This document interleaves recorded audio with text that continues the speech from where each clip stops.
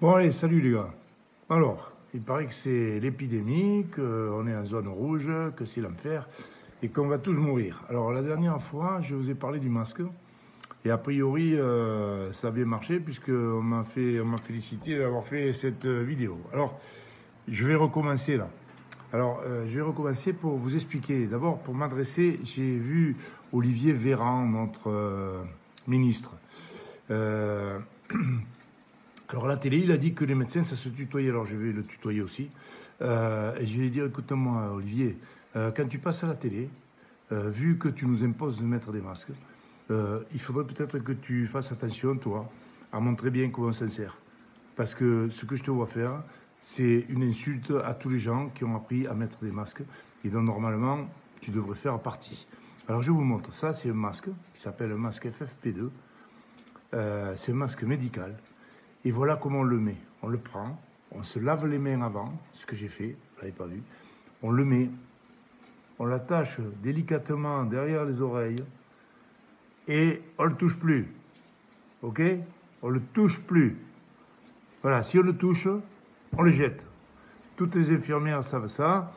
A priori, le ministre ne le sait pas parce que lui, quand il la lève, il le tripote avec ses doigts, il le plie. Puis après, il le fout, il le donne à quelqu'un, il se touche le nez, la barbe, le micro, la cravate, et puis il le reprend. Ça, c'est impossible. Ok? Ça, c'est le pire de tout. Parce qu'avec ça, on tartine de virus. S'il y en a sur le masque, on en tartine partout. Voilà. Alors ça, ne serait-ce que pour une raison didactique, il ne faut plus le faire. Ok? Un masque, ça se prend délicatement, on tire, c'est fait pour. On le met derrière les oreilles, on essaie de pas se décoller les oreilles, et terminé, on ne touche plus, ok? Au pire, on se lave les mains, on vient délicatement fermer ça, et terminé. Et pendant 4-5 heures, on ne le bouge plus. Si on le touche, on le jette. Voilà. Bon. Alors ensuite, puisque les masques, voilà, c'est obligatoire, je vais vous parler, parce que on nous dit... il faudrait peut-être que maintenant on arrête de jeter les masques partout parce que c'est des produits non dégradables et que ça pollue. Bon, ça c'est sûr. Alors effectivement on en trouve partout. On en trouve à la rivière, on en trouve dans l'eau, on en trouve sur les routes, bon voilà. Donc on a dit, oh non, on va mettre des masques en tissu. C'est mieux, c'est lavable 60 fois. Bon, d'accord, c'est vrai, ça pollue moins, ça c'est sûr. Et puis c'est obligatoire, donc il faut qu'on les mette. Alors, moi, je vous incite quand même à regarder la notice des masques. Parce que sur les masques en tissu, il y a marqué « Ne convient pas à la prévention de la transmission des agents infectieux ». Donc, ça veut dire que le masque en tissu que vous achetez, il sert à tout, à empêcher de se mettre du talc dans le nez, du ciment, de la poussière quand vous aspirez votre garage. Mais par contre, il ne prévient pas la transmission des agents infectieux. Bon, alors, si vous le mettez là, c'est pas parce que vous passez l'aspirateur dans votre garage. C'est vous protéger des contaminations extérieures qui est l'objectif.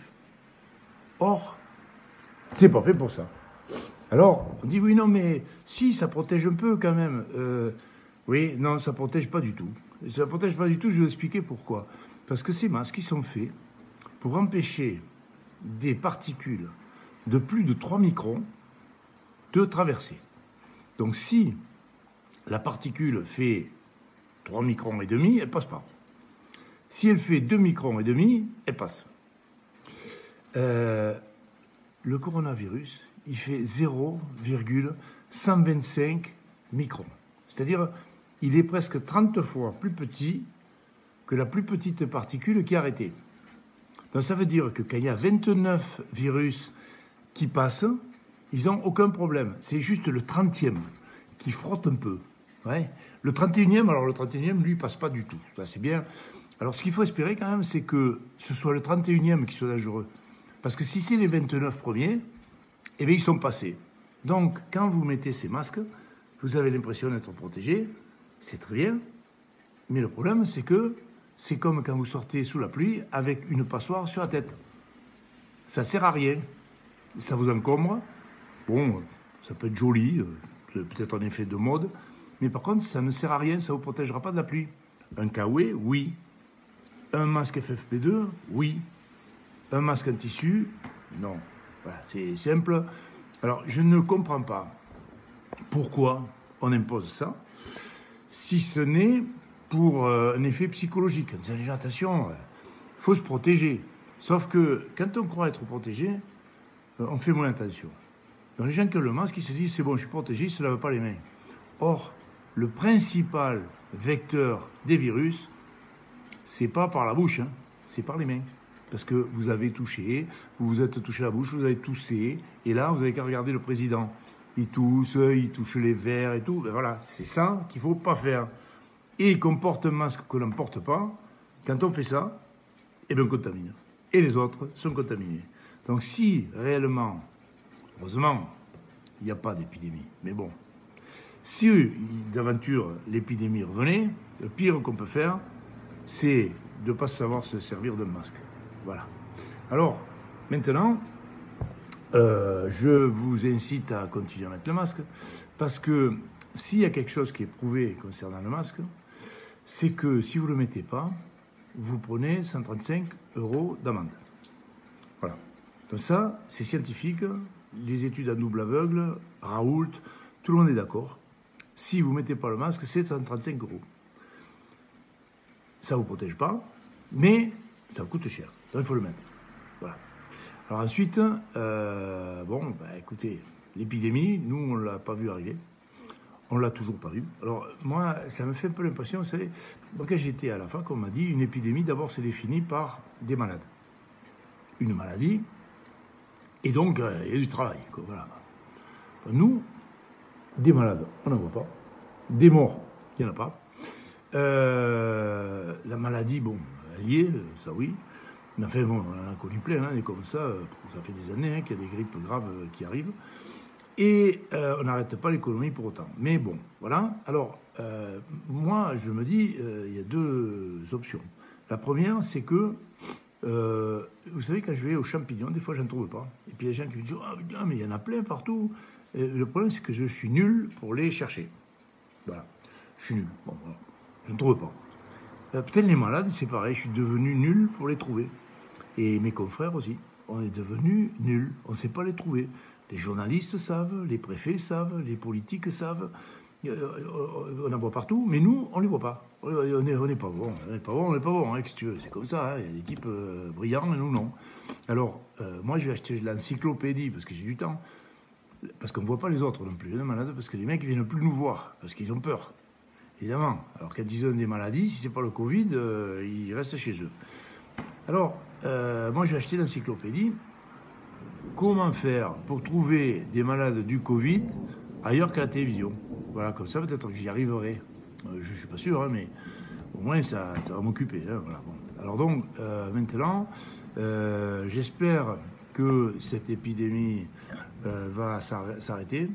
J'espère surtout que les politiques vont arrêter de nous gonfler, parce que maintenant, il y en a marre. Voilà. Je ne sais pas où ils veulent aller. Je ne suis même pas sûr qu'ils savent où ils vont. Mais bon, en tout cas, nous...